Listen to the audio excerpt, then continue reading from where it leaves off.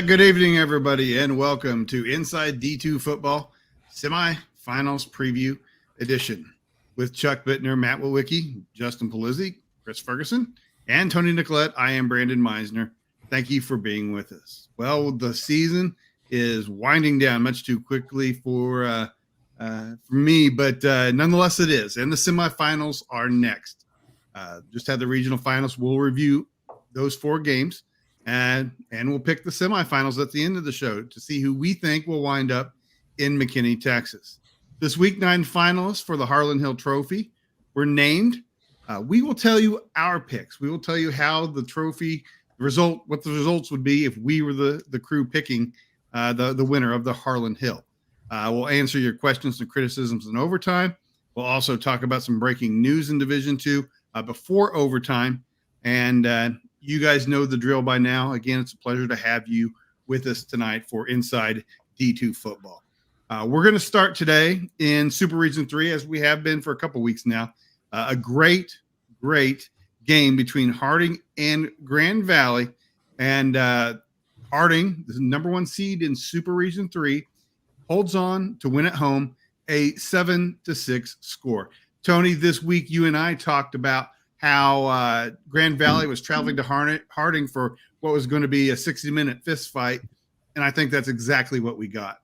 Yeah, well, and as we've all noted repeatedly, the Super Region 3 is the land of fist fights, and we've seen plenty of them throughout this journey through the bracket, and this one certainly lived up to a similar billing. So, I think the 2 things that you noticed that I don't know that either of us expected, Brandon, was for the defenses to be as we knew they were going to play well. I don't know that we thought it was going to be this kind of a defensive struggle, and it just ended up being another one of those games where every yard was a scratch and claw type of deal. And as the game wore on, neither team was really gaining any kind of an advantage from a statistical perspective or from anything other than maybe field position. And much like Grand Valley last week, they talked about how they just kind of had to keep grinding, and they figured out a way in the fourth quarter to overtake Pitt State. In this one, it was Harding's turn. Harding just kept grinding, and then finally, in the fourth quarter, had a 9-minute, 15-play drive that I think it was 15 plays. 15 plays, 73 yards that ended up punching it in and scoring with just under 4 minutes to go. This is just a team that you don't shut down like that. So, you got to tip your cap to Grand Valley for basically almost pitching a shutout and going 56 minutes of keeping Harding off the board. But you also got to tip your cap to Harding's defense to keep Grand Valley's offense that bottled up to where they couldn't muster any more than 6 points. And it was just one of those knockdown, drag-out affairs. And in the end, Harding had a little bit more gas in the tank than the Lakers did. I agree with you that I did not expect 7-6. I was thinking more like 17-14. Yeah. Something in that range. But nonetheless, I think your description is accurate. Now, we had a man in the stands, and that was Chris Ferguson. Chris, you traveled over to Searcy. What were your thoughts on the game when you were watching it live? Well, first of all, let me just say that I got to meet many fans of this show who expressed their thank yous for what we do, and I think it was pretty awesome. I mean, there were people who were there who just started watching the show 2 weeks ago, awesome. And so it was great to kind of experience that, and it was fun, and that was on both sides of the stands. I spent time on both sides of the stands. I do want to mention that I expected more to Grand Valley's offense. That seems to be the general consensus. They had an advantage in the first half, especially on offense. They did 2 things really well. One was punting because Harding was losing the field position battle big time. And, Grand Valley had a few things going where they had way more in total offense than what Harding was able to muster. And I was wondering how Harding was going to respond to that. And you kind of saw that in the third quarter. It seemed like the option offense really started to work. And so I had a conversation on Twitter And they were talking like, "Oh, Harding's not really built to come from behind." And I'm just thinking, man, you have not watched Harding at all, because I just felt like the beginning of that drive in the fourth quarter, that if there was going to be a drive, it was going to be that one. And I don't know, it just seems like maybe the physicality of Grand Valley kind of just broke them over the course of that drive on defense. Because they started getting into those traditional Harding third and shorts, Yep. and when that happens, it's basically going to be first down. I mean, so um, I was just expecting more out of Grand Valley's offense in particular. I think both defenses were just absolutely lights out, where it just took somebody being out of position one time, and most likely the teams are going to capitalize on that. Certainly some questionable events happening. I think for me, the fourth down play where you saw Tariq Reed wide open, who probably could have converted the first down, and the quarterback couldn't get it to him, and try to run forward, was definitely kind of hurt quite a bit. But in the end, heck of a game to watch, and I think you had to really tune in all 60 minutes for a game like this, and it was great. It was a great atmosphere. Hey, Matt, I want to talk to you about something that we talked about yesterday during the game. Chris just mentioned the comments on Twitter about, Harding not being able to come back. But you said yesterday, this reminds you, or this game was reminding you of a game between Harding and Northwest Missouri that ironically also ended up with a 7-6 score. They scored at the very end of the game. I think the script, and I think you'll agree, was something that Harding liked, a script that allowed them to take the lead very late in the game. And they were very comfortable in that kind of game.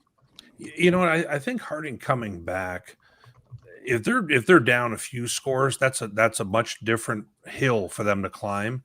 When they know that they can score and then win the football game, I think that really changes things quite a bit for them. I thought, and Tony, you and Ferg, tell me if I'm wrong, but I felt like Grand Valley kind of controlled the action for about 3 quarters, despite only being up 6-0. And then, from there, it seemed like Harding was pretty darn comfortable living in that we can keep this close, and then have something that swings here for our behalf. And then we're just going to go ahead and find a way in March. I mean, that included throwing a pass across the middle. That was a key play for them on that drive. And it kind of to me felt like, you have to kind of put Harding a little bit further back than that.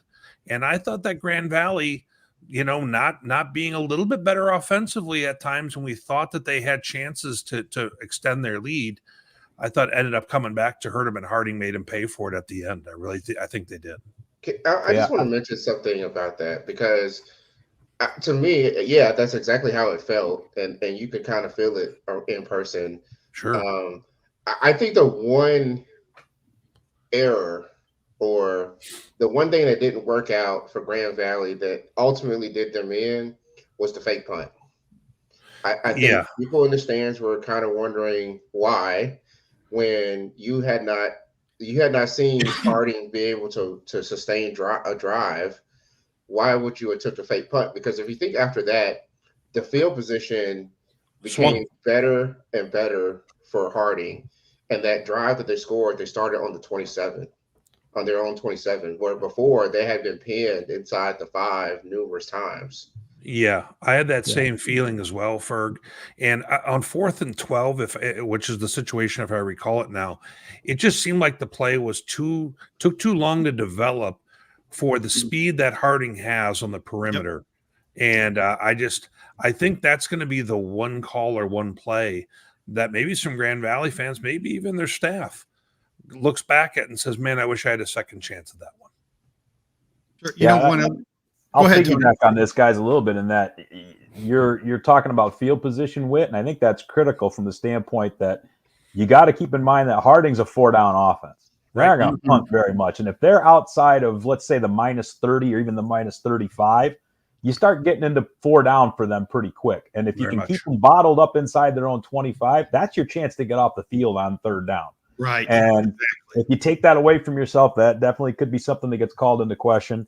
I guess the other thing too is people talk about the coming back. Being down 6 is not coming back. That's just you're in the game. That's a ball game. Right. If Grand Valley could have even gotten another field goal and gotten it to 9 and made it 2 scores, 100%. then the complexion changes enough to where it gets a little bit interesting. But anybody who said that Harding's not built to come back, they didn't have to come back yesterday. They were in that game from minute 1, and nobody got any separation. So there was no coming back. It was a 1-score game. 100%. Totally agree with you, Tony. One thing you're talking about plays. There's been a lot of discussion about officiating, discussion about a fumble or not a fumble that occurred before Harding was able to punch it in. We through the help of Logan Whaley at KAIT TV, we have the best shot that I've seen of the potential or fumble. This was on 2nd and goal, and that's the fumble at full speed. And if you give us a minute, it'll show it at in slow-mo so you can kind of see what happens.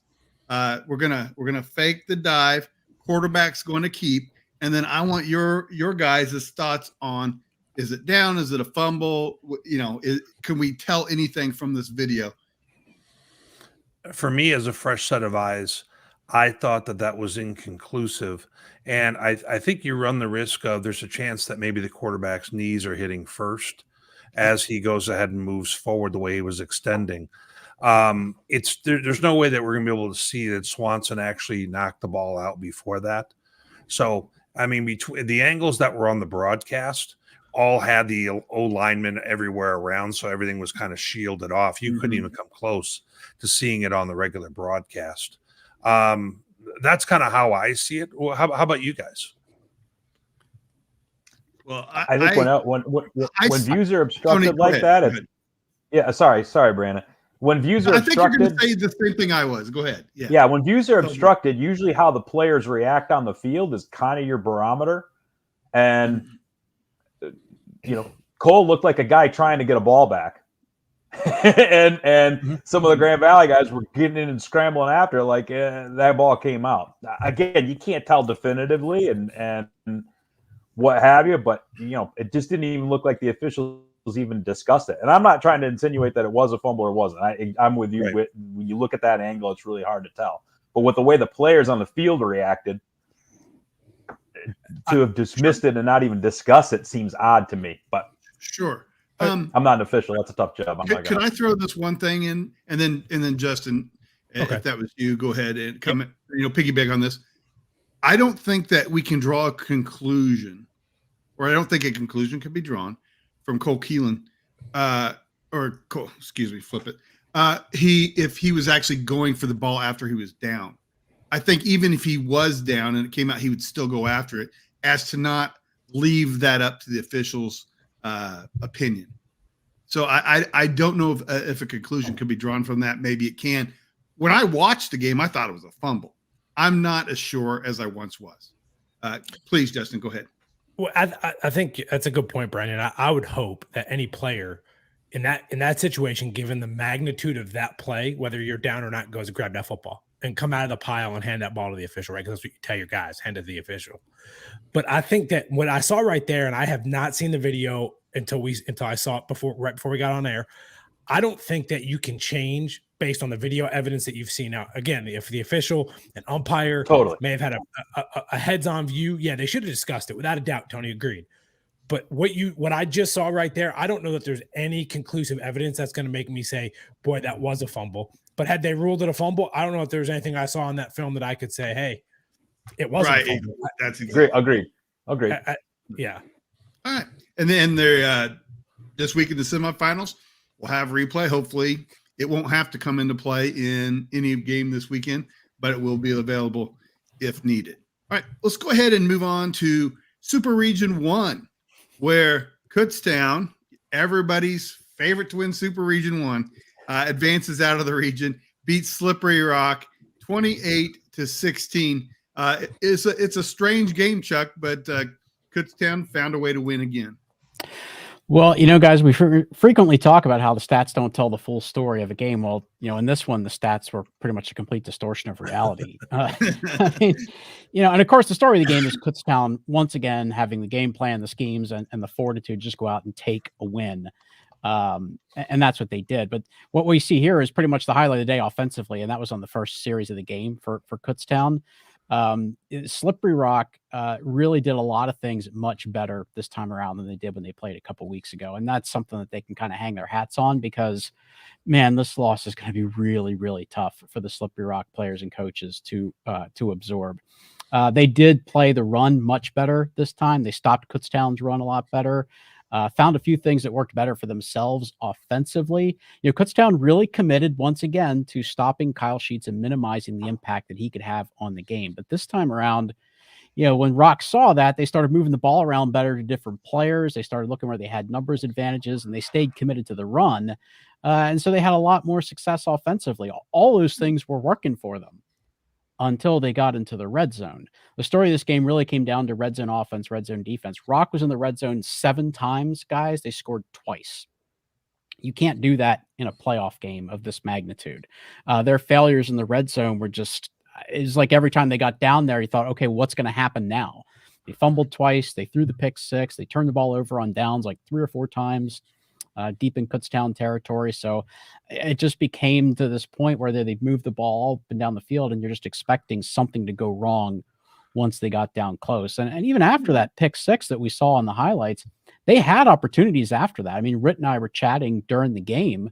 And when that happened, Witt texted me and said, is that ball game? Is it over? And I said, well, no, because the way Slippery Rock's moving the ball, they're still very much in this game, but they got down close like 2 more times after that and still just could not finish a drive and couldn't punch it in. So, they finished the game with 502 yards. Kutztown had 203. It's a 300-yard difference. How do you lose that football game? So that's going to be a really, really tough one for the Rock fan base and the Rock team to take. That's just a really tough way to lose a game. But for Kutztown, I mean, we all love exciting offense, but when you win a game with your defense, we just talked about it with Grand Valley and Harding. When you win a game with your defense, like consistently turning away the other team, that's pretty damned exciting too. And it certainly was a thrilling way for Kutztown to get that win. It's exciting. Go ahead. Yeah. Chuck, I got a chance to kind of soak in that game a little bit more than I did yesterday, just because it was kind of wild trying to, see all our games all at the same time. You know how that is. But, so in watching it, Kutztown gets, or I should say the Rock, 11 minutes left in the game, something like that. They're down 1 score, 21-14, and they are trying to hit a corner route there. And I thought that Kutztown just flat out won the route and battled more on it. And then they end up bringing that same pass, not just for an interception, but a 108-yard score probably.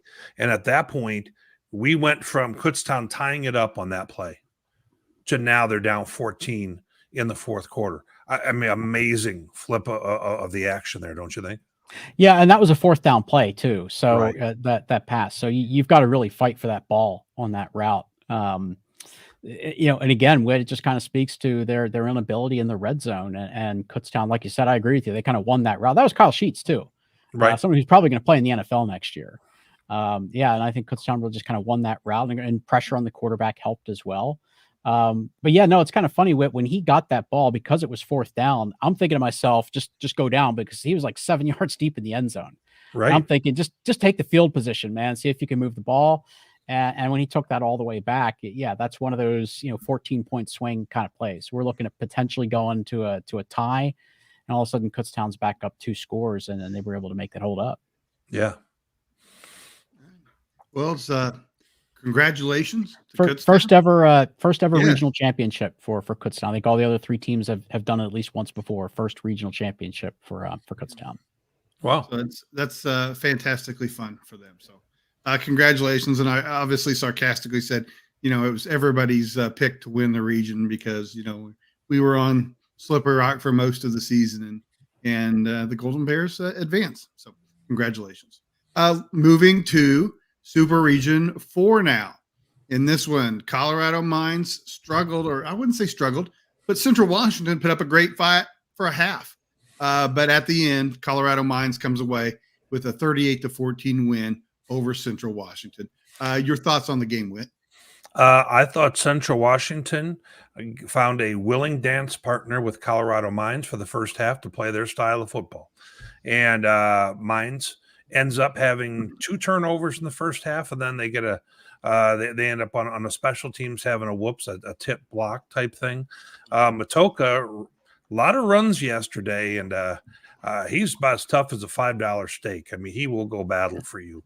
And getting chunk yards, and this one here, he does the helicopter play. Somehow that wasn't a touchdown, but I mean, the guy just is not afraid to throw his body at it all the time. And, eventually 14 all at half, everybody's kind of scratching their heads going, is Mines not as good as we thought or what have you? Well, Mines didn't turn the ball over after that point, and all of a sudden Central did, and the game started to flip when, I'll look at it this way. Central Washington was very opportunistic and did a nice job in that first half. They were getting some quarterback runs. They were able to hit a few passes, and they found themselves all tied up. But keep in mind, they also had 2 turnovers and a block punt, and they were tied. Okay, well, when that didn't happen in the second half, Mines kind of took off, and all of a sudden that's how we get to 38-14. Matoka and company end up going for 480 yards of offense, only giving up 214. The stats started to tell more of the story in a truthful manner, I thought, in the back half of that contest. I also thought an important weapon for Mines, if you haven't watched them a lot, running back Landon Walker is a real nice compliment to what they do at the goal line. He comes in, and he is a hard-charging runner, and he does a great wildcat for them. They don't have to put Matoka at any further risk than they already do when he goes and takes off on a scamper. And I thought that helped yesterday. They were able to score a few times that way. And, Central Washington had a tremendous, kind of Cinderella run here in the playoffs. But at some point when you got Mines in front of you and you got to go play in Golden, that's probably going to come to an end. And it was obviously a fantastic run for Central Washington. Yeah. How many times were in our pick'em was there a red ring around their school because we picked against them and they won? So I mean, yeah, they absolutely. And what was it? The first playoff win since 2009 or something like that? I think this is a lot. Yeah, a lot to be celebrated there. It is. So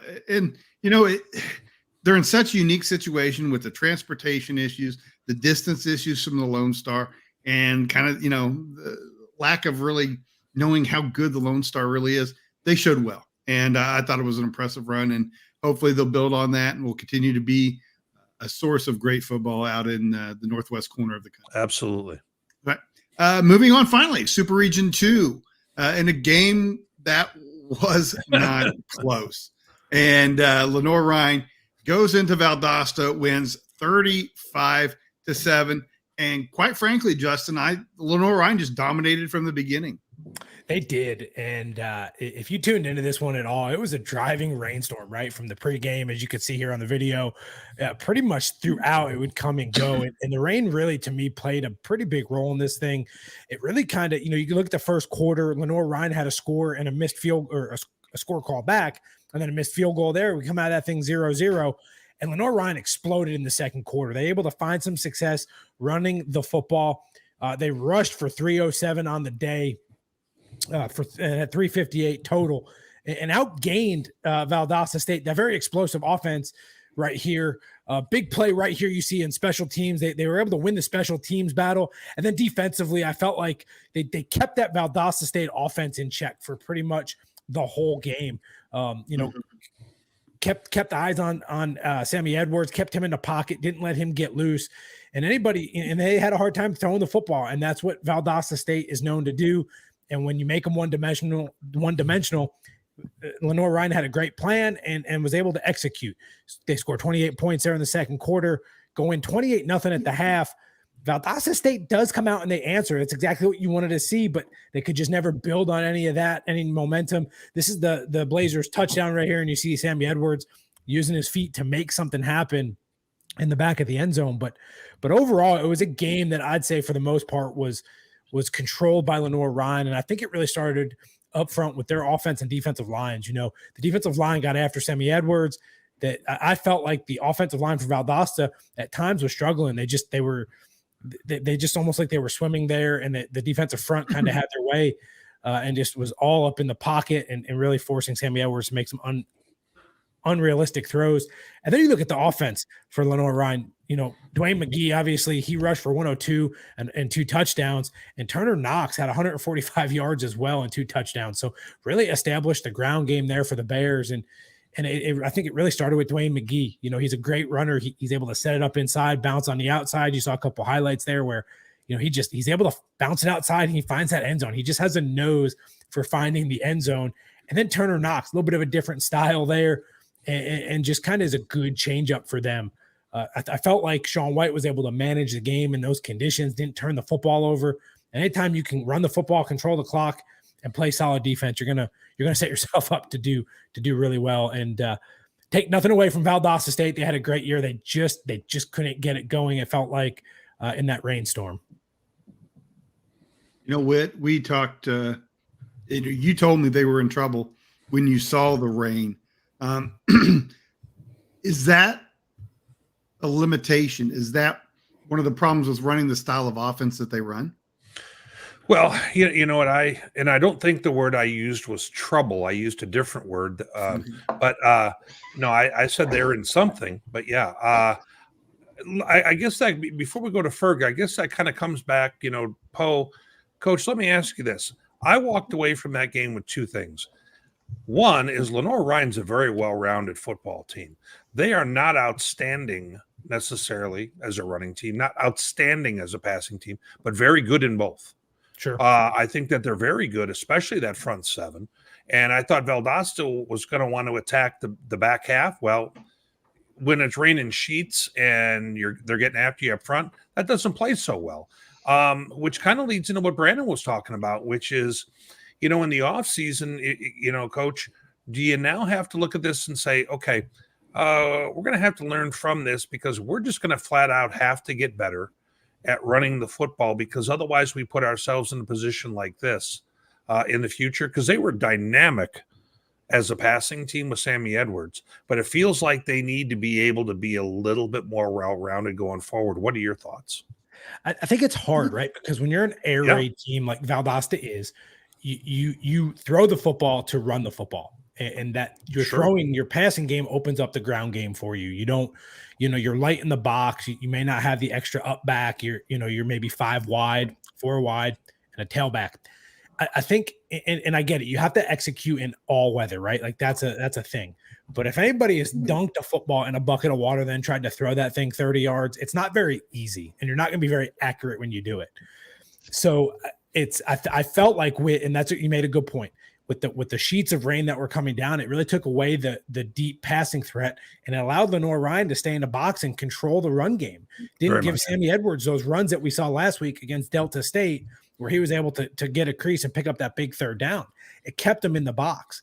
And I don't know. I think you have to find ways to get creative with running the football and doing some different things. But do you go change your whole scheme? I don't know. It's just kind of the way it's just kind of the way the cookie crumbled. But I think it's hard. You have to find some kind of thing. You have to find some kind of run or something to establish to get the offense rolling to kind of to stay on the field, right? Because it felt like they were going 3 and out. There in that second quarter, it just started to snowball, and they lost all that momentum. Right. Yeah. All right. Well, a fantastic set of. Before we go there, let me ask Ferg. Obviously, you got a chance, Ferg, you guys were doing your SR2 podcast.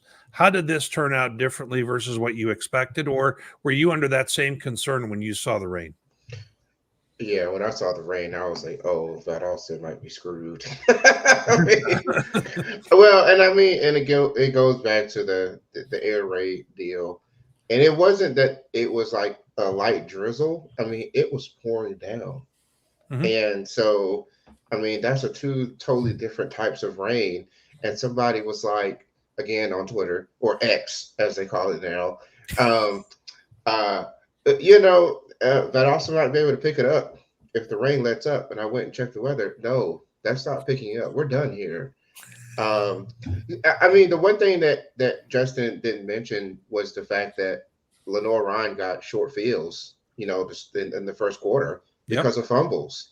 And Valdosta runs their offense out of the shotgun. I mean, you definitely leave yourself open to a lot of things happening in that type of arrangement. So, and I think the other piece to all this was the one concern I had about Valdosta was the defense and running.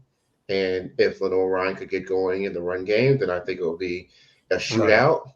Well, Lenoir-Rhyne kept their part of the shootout. No doubt. And Valdosta did not. So there was just a numerous factors that went into this game. And, you got to play the game. Both teams have to play in the same weather. But the style of offense that Lenoir-Rhyne runs was just way more equipped for this type of they can play anywhere.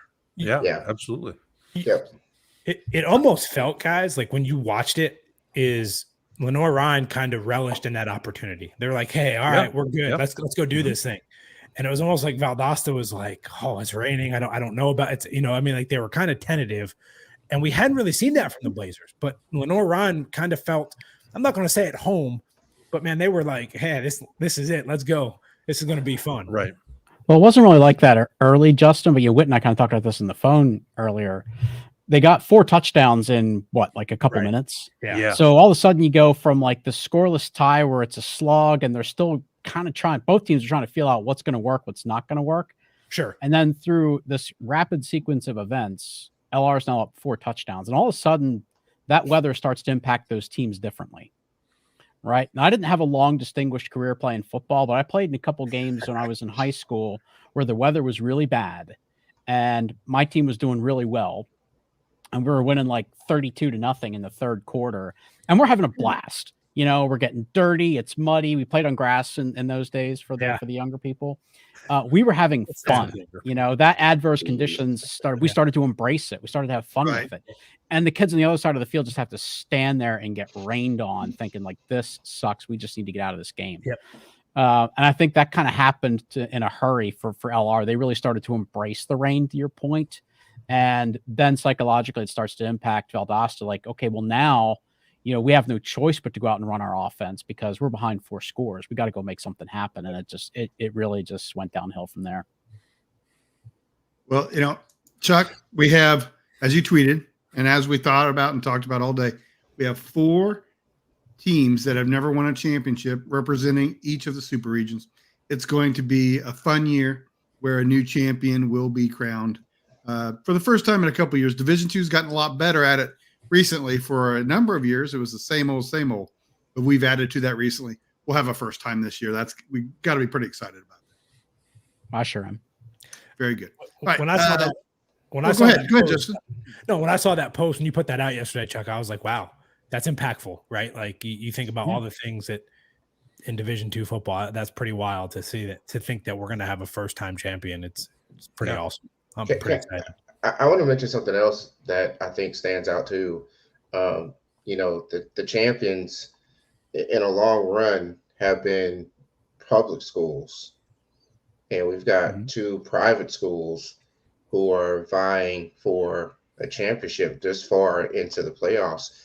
And I think that that's got to be stand out as well. Now that we know Harding and Lenoir-Rhyne playing each other, a private school will be in the championship game. Yep. So I think that also stands out as well. And I think that was one of the biggest takeaways about going to Harding. I've been to Lenoir-Rhyne as part of the out of conference for the CIAA, and I've seen their new stadium and what they've been able to put together. Harding's facilities definitely amongst the tops in the country for Division II for what they're able to put together. And I think that just really stands out when you talk about recruiting and those kind of things and player development and all that. That's a big deal. And the way that the community in Searcy has rallied around Harding and put a lot of resources into that program to get where they are, just like they've done at Lenoir-Rhyne. I think it really stands out. And in an era where we see schools, private schools, on the opposite end closing. So Yeah, all the facilities there are really nice for not even just the football facilities, the softball facilities, baseball facilities. Of course, the new indoor. Hopefully, you got to see that. It's impressive. It looks more like a D1 campus athletically when you go through there for sure. Yep. All right, very good. Well, let's go ahead and mention our biggest sponsor, Bosses Pizza and Chicken. We do this every Sunday, and those in Sioux Falls and other markets where Bosses are located. Hopefully, you get hungry and order from their list of pizzas. They're really good, and of course, the chicken that we've mentioned before, the wings that I've mentioned before, and of course, don't forget First and Tenders, which I never, as you guys know if you've listened, didn't have a chance to indulge in, but Whit has and stands by them and says they are excellent. So, obviously, we've talked about this numerous times, but if you are the kind of person who would like to start a new restaurant, a new business, and would like to work with Bosses Chicken and Pizza, go to the website, upper right-hand corner, tell them, click on franchises, and tell them you heard about them from us, because they would be glad to talk to you and add you to their family of restaurants, and couldn't speak highly enough of them. Jeremy, the owner, is a great friend of Whit's. I've met him one time. Fantastic person. Could not recommend a company more. Hey, Brandon, speaking of that real quickly, and I'll let us come back to talking football. Something we didn't mention a few weeks back was during Thanksgiving. Boss's main location, which is the one that kind of the flagship one, which is the one that we did the pizza challenge at, that we won't talk about after this moment. But they will, he and his family and some other friends, they go ahead and they make Thanksgiving dinners for the homeless, and people come and pick them up. Literally thousands of orders of Thanksgiving dinner, and they've done that for at least 5 years that I can recall. They've been featured on the local news about this and so forth, and I think that says a lot about our sponsor. And I can tell you right now, I'm glad and to be affiliated with someone who's got a heart like that. Agreed. I had seen that before, and you're right. We forgot to mention it, but it was fantastic. I mean, we're talking, it was like 3,000 to 5,000 people, wasn't there? Families. Yeah, actually, you know what? Yeah, it says we made Thanksgiving dinners, and then we also served over 5,000 pieces of chicken that day to folks. Over 2,500 meals given away. So I think that's very commendable. Agreed. And of course, yes, somebody. A company to be proud to align with. So again, talk to them if you'd like to. If you're that kind of person, would like to be part of their family, we would love to have you join them and talk to them about becoming a member. Let's go ahead and move on in the show. The playoffs, not the only games that occurred this weekend. There were 3 different bowl games. Quickly mentioning those. Ashland beat McKendree 23-20 in America's Crossroads Bowl. That was on Friday night, a rainy night there. But congratulations to Ashland. It was the first time the GMACs won in 6 tries, I believe, something to that effect. Emporia State beat Southern Nazarene 55-24 in the Heritage Bowl. Gage Porter is still running in that game, and Braden Gleason is still passing in that game. The stats were incredible. And then finally, Southern Arkansas, a 43-27 win over Missouri Western in the Live United Bowl. So those are 3 bowls that happened over the weekend. Congratulations to the winners, and congratulations to the seniors for getting to play, one more college football game. All right, some breaking news that happened literally a couple hours ago. That we're going to share with you. It's been a coaching change at Pittsburgh State in a good way, though. Brian Wright, the coach since 2019, has been hired by Northern Arizona. He will be their head football coach. Pitt, wasting no time whatsoever, as his replacement. And Tom Anthony will return to Pitt State. He was the defensive coordinator under Wright. and he had some great defenses, at Pitt, and was like led the MIAA scoring defense, 7th nationally in scoring defense, 19th nationally in total defense. So Tom Anthony is the new head coach at Pittsburgh State. Gentlemen, it just seems like this is an era of college football now where you're not going to see a guy last at a school, even a great school and a great program like Pitt State, for 20 or 25 years. That era might be over.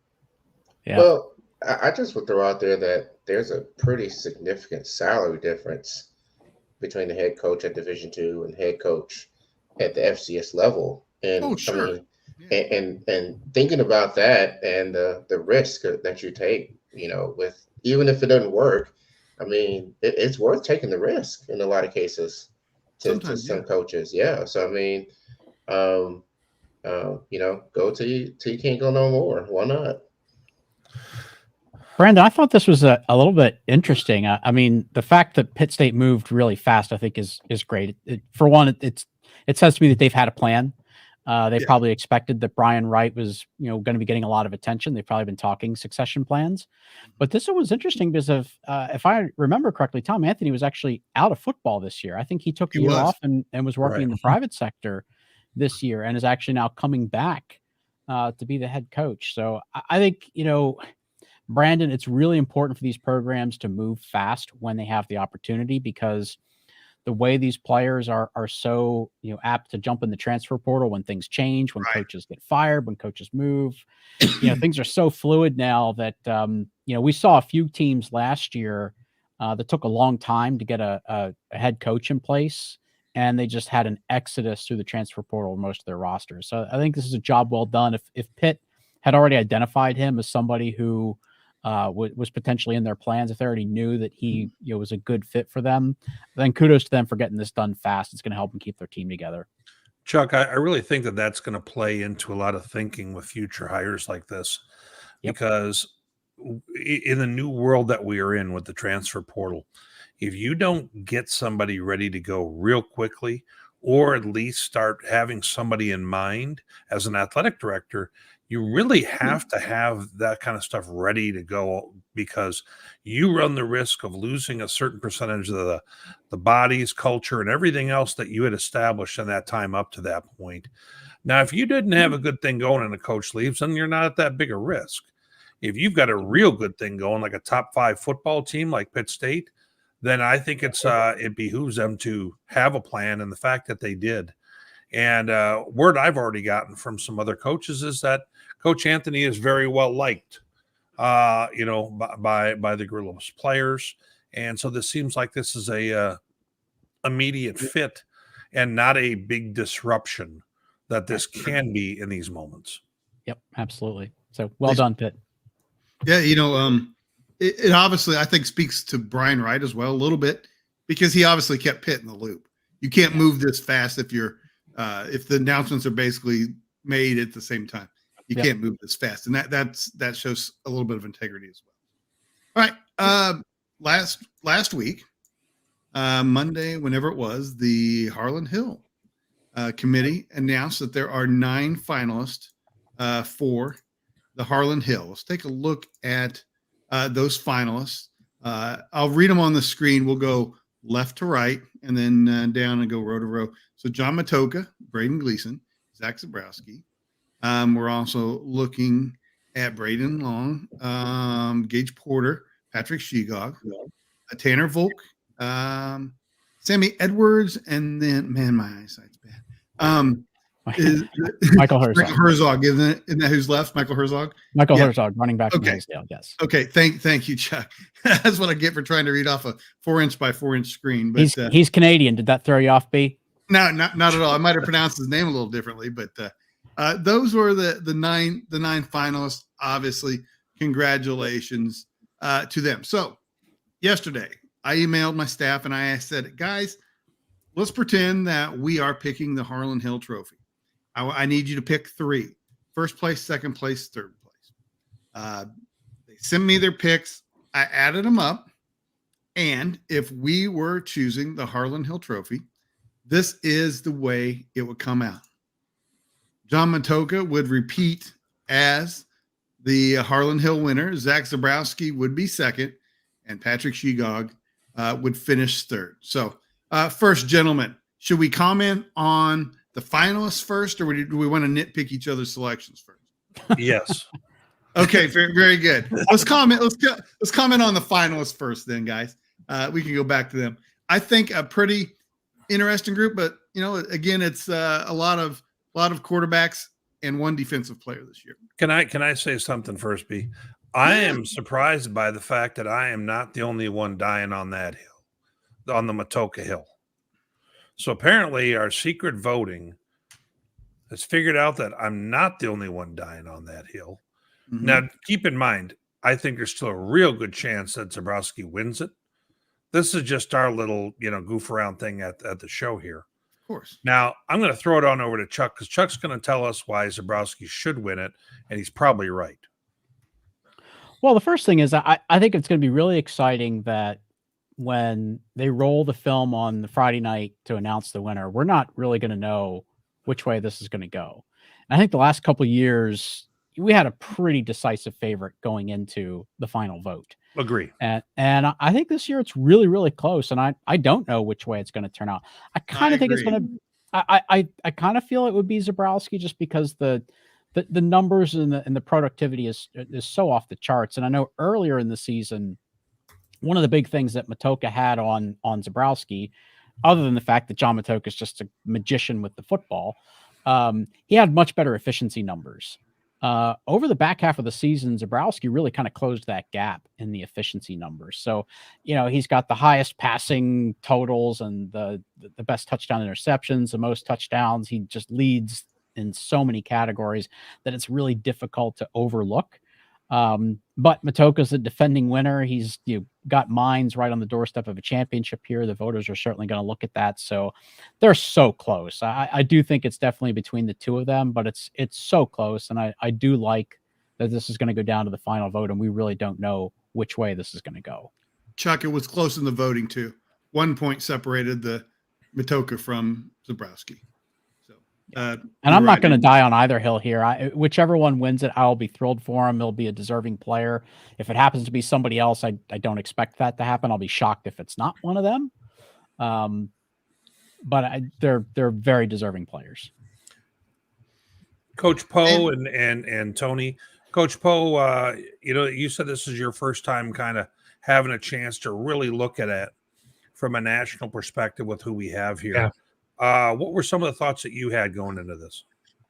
Well, when I looked at it and Brandon sent that out to us, and I looked at it and I said, boy, in a game and the difference maker to me was I watched Matoka play yesterday, and I watched what he did in that game and how he pretty much, I felt like, willed his team when that thing was tied at 14 to get him back in the lead and kind of take the game over. I felt like that's what a player that is up for this award, that's what they do.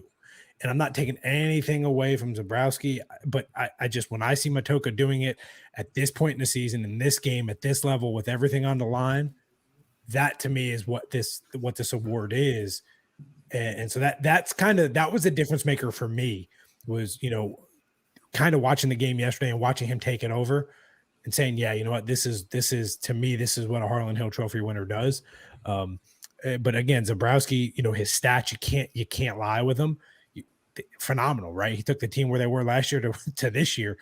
I just, to me, that was the difference maker, was Matoka 1 and him at 2. Tony and Ferg, what thoughts do you guys have? If you even feel free to throw out who you had winning it. I might. No, I'm actually really pretty glad I'm not voting for this thing, because I wouldn't know who I would pick. Zabrowski's statistics, particularly in the difficulty or within a difficult league that he plays in, are inarguable.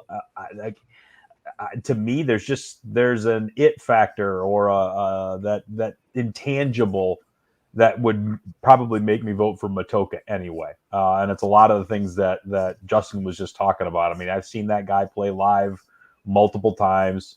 And outside of really, 2 games in the last 2 years. And I realize this is an award that's encapsulated in this year. I mean, he's the type of guy who wills teams to wins, and he's been able to do it, 13 times already this year. So I just, to me, it's Matoka. But again, Zabrowski winning it wouldn't bat an eyelash in, and I don't know that it would bother me. And that's part of why I like Patrick Shegog being in the number 3 spot, because to me, even though he's statistically he's not on the same par with these other two, he's got that same impact on his team that I think Matoka does on his.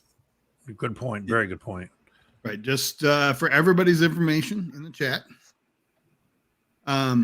everybody, I don't remember who voted 1 and 2 for Matoka or Zabrowski, but everybody voted one of those, 1 or 2, if I recall correctly. And then Shegog was obviously 3rd. Tanner Volk and Braden Gleason also got votes in our unofficial little poll. But good deal. Obviously a great year. And what Volk is doing on defense, or was doing on defense, was incredible. I mean, just ridiculous. Him being a finalist is actually really cool. I'm glad that it worked that way. Yeah. And I think there's probably a lot of years where Braden Gleason's productivity would have led the field. If you look at his numbers. Yeah. Right. Of course. So, all right. When we come back, we will look at how we did in the pick'em, and we will look forward to this weekend's semifinal games. We'll be right back. Just wanted to take this opportunity to thank those who have supported D2 Football this year. D2 Football is free, but it isn't cheap. Your support helps offset our expenses and allows us to expand our coverage. If you like what we're doing, please consider supporting us. Visit d2football.com/support. Or if you want to do it the old-fashioned way, click contact on the website to find our mailing address. But again, thank you for supporting D2 Football. All right, well, there are the pick'em results from the 4 games. Justin, congratulations. You were out in left field so many times with your picks, and one of them finally paid off by getting the Lenoir-Rhyne game right. Congratulations to you. So, I knew one day it would pay off. You just didn't know it'd take all the way to the regional finals. All right. So that's our results. Nobody's perfect, as usual this year. Let's go ahead and look. Hey, Brandon, before you go to that. Yeah, you want to go back to here, Chris? Yeah. Okay. I just had a message to deliver from the Harding fans who wants everybody who picks Grand Valley to know that they are not invited. They're not to what? To next week's game. Well, they won by a point. I mean, come on. Well, I think we all read that. Now, hold on. Whit and I talked about this earlier. We all read this game correctly.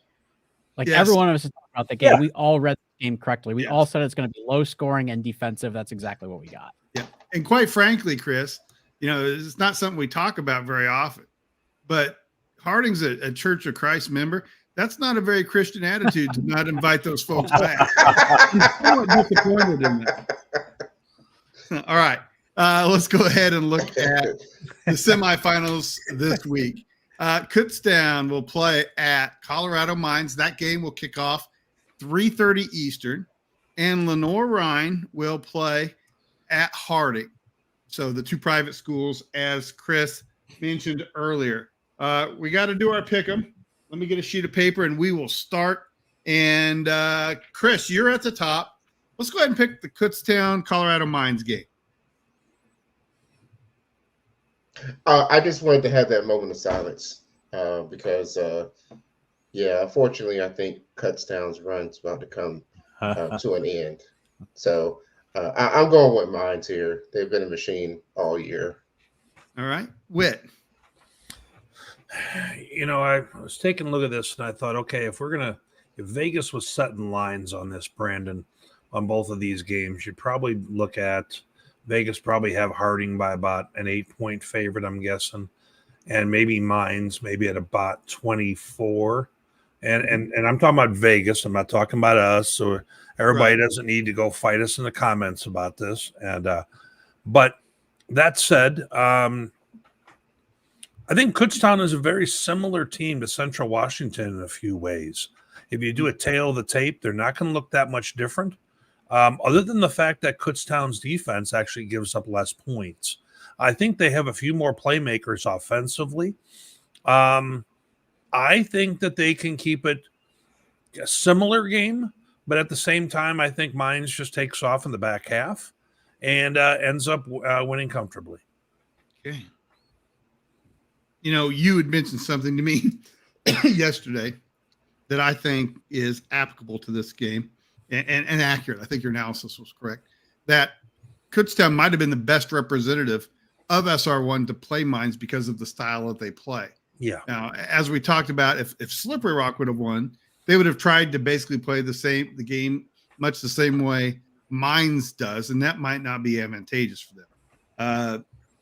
I think Kutztown will give them a decent game, but in the end, I just got to go with the Ordiggers to return to McKinney. Chuck. There's only a few teams in the entire country that could go into Golden and win a playoff game in December right now, the way this Mines teams plays. And I just don't think that Kutztown's on that short list right now. I think Central Washington did a disservice to Kutztown by battling Mines for a half. I think Kutztown's best chance was for Mines to really kind of overlook them a little bit. I mean, honestly, because they played a team from the same division of the same conference last year and ran them off the field, that being Shepherd, probably one of the best chances they would have had would be Mines just really not giving them the respect that they should.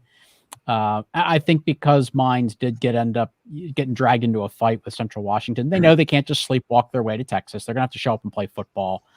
You've talked about Mines a couple times that the key as an opponent is you've got to survive the first quarter. Yep. And that's what Central Washington did. They actually survived the first half. Yeah. If Kutztown can survive the first quarter, they will at least have a chance to stay in it for a half or three quarters. But this just feels like Mines is going to jump all over it from the get-go and probably run away with it. All right. Tony. Mines. Yeah. Okay. What else am I going to add? Mines. Yeah. I know. Poe, what you got? Yeah, I'm with Tony. It's Mines, but there's not much more to say after everybody's kind of covered it. Fair enough. Well, let's go in reverse for this one. Lenoir-Rhyne. No, let's don't. Let's let Justin pick last. Matt, go ahead. You go first. Lenoir-Rhyne at Harding. Geez, I get to go second and then first. Thanks very little. I don't even get a chance to soak everybody else's thoughts in. Well, I'll tell you what. I'll go first. Then we'll let you go second. Yeah, but good answer. Good answer. I don't care. Harding's going to win this one. That's all there is to it. Chuck. Yeah, I'm going to go Harding too, Brandon. I'm going to be really happy for which either team makes it. And, with all due respect to Harding, I have so many friends at Lenoir-Rhyne. I would love this for them because of my years in the SAC. I would love this for them to make it back to the championship game. But I think Harding's speed and physicality is just a little bit higher than what we're going to see out of Lenoir-Rhyne. They've just got a little bit of an edge there. We know Lenoir-Rhyne can coach them up and they'll have a good scheme for this. But I think the Bisons get the win here. Okay. Tony. Yeah, I'm with Chuck. I think Harding is going to win the ball game. I think Lenoir-Rhyne can make it a little bit tough on Harding offensively. I don't know that they've got the same speed or personnel that Grand Valley brought in yesterday to really slow them down that much. Not to mention, I think after a game like that, Harding's probably going to be looking, hey, let's get back to what we do a little bit and find a way to show everybody that was a one-time thing. So, and whether or whatever, I think Harding's still the better team. Okay. Ferg. Yeah. I mean, so I've had an opportunity to watch both teams, and again, without spoiling too much out of our weekly segment that we'll do on this, I too will go with Harding to go back to the championship game or to go to the championship game. Okay. Matt, I can't put it off any longer. What are your thoughts? Are we doing a weekly segment on this? I don't know. We'll talk about that after the show. I'd say the super regions are over with. But okay, guys. This has been a tougher game for me than I thought. Watching Lenoir-Rhyne, they're a complete enough team that, if things don't go well from their run game, they can throw it. And I think they're good enough from the front seven that I think they're going to give Harding a heck of a ball game here. I am going to take Harding to win at home, but if I was a betting man, I wouldn't take him to cover. Okay. And Justin, you are the final word on this one. Man, I don't know about y'all, but when I think about this game, it brings back Carson Newman, Lenoir-Rhyne, all the battles they used to have. And anyway, I think this game's really interesting to me for a lot of reasons. And I think that the defense, both defenses are phenomenal and really, really are. The thing that I look at is Harding, they do what they do. They're a 4-down team. They just grind it out. They just chew the clock up and you don't get it back. If Lenoir-Rhyne wants to win this football game, I think they need to be productive on offense. We talked about it earlier. They've got to be able they've got to continue to run and throw the football. Like you said, they've got to do both and they've got to be successful at both because they can't give the football back to Harding. They have to keep the football themselves and be able to do some of that. I think Harding's defense is really, really good. It's going to give Lenoir-Rhyne some challenges. I think Lenoir-Rhyne has the ability to slow down that Harding offense. And again, like you said, it's going to be a tight game. I think it's going to be a very close game, kind of something we saw similarly this weekend. I'm going to take Lenoir-Rhyne. I think they're riding high on the momentum. I think they know they can stop it on defense. And I think their offense, if they're clicking and they can run and throw the football, can give Harding some fits. And on the road, you're playing with the house's money. So I'm going to take the Bears on the road. Okay. Hoping, of course, that one more pick out of left field pays off for you. So, Coach Bo, I almost went with you there, buddy. I appreciate that. It's all good. Hey, when I keep being right, am I the one that's in left field, or is everybody else in left field? Then I thought, do I really want to kind of follow his direction on this? Can that possibly lead me in the right direction on these picks? All right. Well, hey, okay, go ahead. We'll go ahead and get to the overtime. That'll be next. Appreciate what every one of these guys did on our regional shows. They were fantastic. I think everybody enjoyed those and wanted to say thank you guys. Again, the overtime is next. We'll answer your questions, complaints, compliments, criticisms, whatever. We'll have a good time interacting with the viewing audience. Just a reminder to like and share this video. I appreciate that. I see people doing it, and believe me, it's greatly appreciated. I've said a couple times, you are our marketing team, and it is true. So please tell your friends about us. Follow us on social media. All of our individual X accounts are on there. So if you'd like to follow us, we would encourage that. This Saturday, if you're not at the games, first game kicks off at noon Eastern, second one at 3:30 Eastern. If you're not at the game or watching a game, you're out and about shopping with the family, check our scoreboard. We'll have all the links you need to follow it via live stats or even on video if you so choose. And we do that every game day throughout the season. The playoffs are no different. So we also have the biggest collection of the best fans in D2 across the country. They're in our and on our message board. Some of them are in the comments right now, and we appreciate having them here with our rest of our audience and being part of our show. Want to thank KUSA, KAIT, Huddle, Logan Whaley specifically, Joel Bach, and Andrew Mather Photography. That will do it for the main segment. Remember, the overtime is next, and we will see you there. And we want to tell you how much we appreciate you watching Inside D2 Football.